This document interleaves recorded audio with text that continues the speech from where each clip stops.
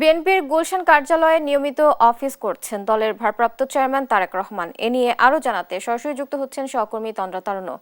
তন্দ্রা, তারেক রহমানের আজকের কার্যক্রম সম্পর্কে কি তথ্য আছে আপনার কাছে এবং কার্যালয়ের সামনে কি পরিস্থিতি দেখতে পাচ্ছেন জানাবেন।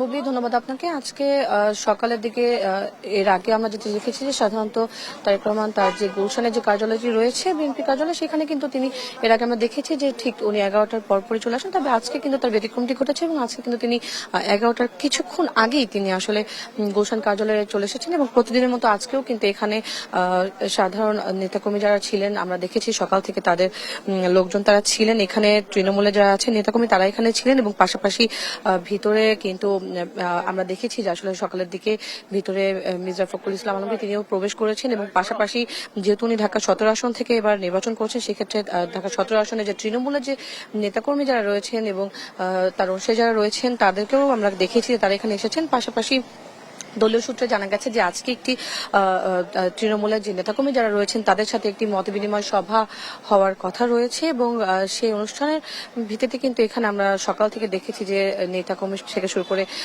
যারা আছেন তাদের ভিড় আমরা লক্ষ্য করেছি এবং পাশাপাশি আরেকটি কথা যেটি না বললেই নয়, আজকে সকালের দিকে যখন বিএনপির ভারপ্রাপ্ত চেয়ারম্যান তারেক রহমান যখন গুলশান কার্যালয়ে এসেছেন, এর পরবর্তীতে আমরা দেখেছি যে বিএনপির ভাইস চেয়ারম্যান ও সাবেক স্বরাষ্ট্রমন্ত্রী আলতাফ হোসেন চৌধুরী তিনিও কিন্তু এই গুলশান কার্যালয়ে প্রবেশ করেছেন।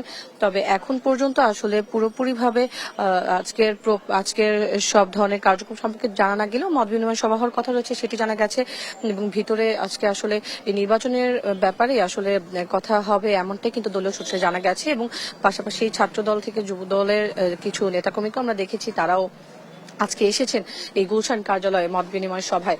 এবং এখন পর্যন্ত যদি আমি বলি যে ভিতর থেকে এখন পর্যন্ত আসলে বাহিরে এখন পর্যন্ত কোনো নেতাকর্মীরা এসে আমাদের সাথে কথা বলেনি। তবে এখনো সেই মত বিনিময় সভা শুরু হয়নি এমনটাই কিন্তু দলীয় কর্মী যারা আছেন তারা জানিয়েছেন।